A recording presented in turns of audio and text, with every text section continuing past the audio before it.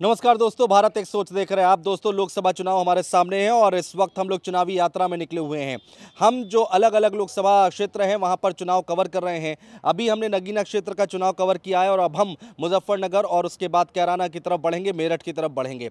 8 लोकसभा सीटें हैं जहां पर हम जाएंगे, लेकिन इन सब के बीच में एक बड़ी खबर निकलकर सामने आई है समाजवादी पार्टी के खेमे से। अखिलेश यादव ने आज प्रेस कॉन्फ्रेंस की है और उसमें अपना घोषणा पत्र जारी कर दिया है। यानी कि चुनाव में जीत होती है तो उनके क्या सोच है, क्या विजन है समाजवादी पार्टी का, क्या कुछ वादे किए गए हैं, वो बताया जा रहा है समाजवादी पार्टी की तरफ से। तो जो पॉइंट्स हैं वो मैं आपको बताता हूं एक एक करके सिलसिलेवार तरीके से कि आखिर क्या कुछ वादे किए गए हैं अखिलेश यादव की ओर से, समाजवादी पार्टी की ओर से।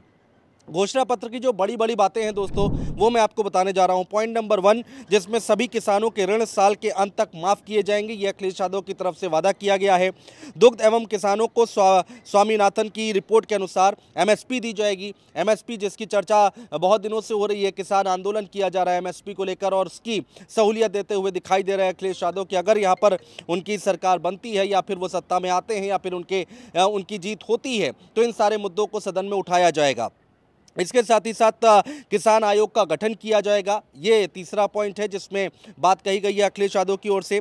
छोटे और सीमांत किसानों को 5,000 रुपये महीना पेंशन भी दी जाएगी। तो किसानों पर बहुत ज़्यादा फोकस किया है अखिलेश यादव ने। 10 किलोमीटर पर एक कृषि मंडी बनाएंगे। कृषि मंडी बनाने की बात कही गई है कि 10 किलोमीटर पर एक कृषि मंडी बनाई जाएगी। छठा पॉइंट है दोस्तों, यूपी के गन्ना किसानों के लिए 10,000 करोड़ का रोलिंग फंड दिया जाएगा। तो किसानों पर कितना ज़्यादा यहाँ पर फोकस किया गया है इन पॉइंटर से आप समझ सकते हैं। इसके साथ ही साथ मनरेगा की मजदूरी बढ़ाकर 450 रुपए की जाएगी, ये बात अखिलेश यादव की तरफ से कही गई है। इसके साथ साथ 8वां पॉइंट जो है दोस्तों, युवाओं को लेकर है, यूथ को लेकर है। यूथ को टारगेट किया गया है समाजवादी पार्टी की तरफ से। युवाओं को लैपटॉप परीक्षाओं में भ्रष्टाचार समाप्त किया जाएगा। लैपटॉप जो कि इससे पहले भी आपने देखा होगा, अखिलेश यादव ने जब सत्ता में आए थे तो उसके बाद लैपटॉप बांटा था और एक बार फिर से वही लैपटॉप का जिक्र करते हुए घोषणा पत्र में दिखाई दे रहे हैं। 9वां पॉइंट कौन सा है दोस्तों, मुफ्त राशन में गेहूं की जगह आटा दिया जाएगा। जो अभी गेहूं दिया जा रहा है तो अब आटा दिया जाएगा, यानी कि गेहूं पिसवाने की जरूरत नहीं होगी। ये बात अखिलेश यादव कहने की कोशिश कर रहे हैं। हर राशन कार्डधारी परिवार को 500 रुपये महीना मोबाइल डेटा मुफ्त दिया जाएगा। देखिए, डिजिटल ज़माना है और जैसे जैसे हाईटेक हो रही हैं चीज़ें, वैसे वैसे घोषणा पत्र में भी वही बातें, वही चीज़ें निकलकर सामने आ रही हैं। तो 500 रुपये का हर महीने मुफ्त डेटा दिया जाएगा। 11वां पॉइंट, ये 10 पॉइंट हो गए दोस्तों, अब 11वां पॉइंट हम आपको बता रहे हैं। महिलाओं को संसद में 33% आरक्षण दिया जाएगा। 12वां पॉइंट है, गरीब महिलाओं को 3,000 रुपये पेंशन दी जाएगी। अब महिलाओं पर जो फोकस किया गया है वो हम आपको बता रहे हैं, किसान, युवा, यूथ और उसके बाद महिलाओं की बात की गई है इस घोषणा पत्र में। बेटियों की पीजी तक मुफ्त शिक्षा कराई जाएगी, यानी कि पीजी तक उनको कोई भी फीस नहीं देनी पड़ेगी, मुफ्त शिक्षा होगी। सामाजिक न्याय, लोकतंत्र बचाना, मीडिया की आज़ादी, ये भी यहाँ पर घोषणा पत्र में यहाँ पर जिक्र किया गया है।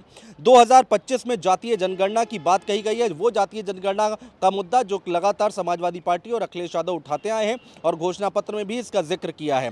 इसके बाद 15वां पॉइंट है दोस्तों, 2029 तक सबको न्याय देने का वादा किया गया है। 2029 तक भूख से मुक्ति और गरीबी का उन्मूलन और 2025 तक सभी आरक्षित रिक्त पदों को भरा जाएगा।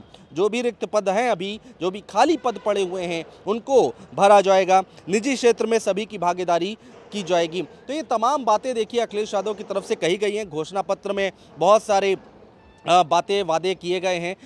रिजल्ट आएगा उसके बाद का तो नहीं पता किसकी जीत होगी, किसकी हार होगी, लेकिन पूरी कोशिश है इस घोषणा पत्र से इस चुनाव को साधने की अखिलेश यादव की तरफ से। कितना काम करेगा अखिलेश यादव का ये घोषणा पत्र, जमीन स्तर पर, ग्राउंड पर वोट में कितना तब्दील होगा, ये तो आने वाला वक्त बताएगा दोस्तों। बहुत शुक्रिया।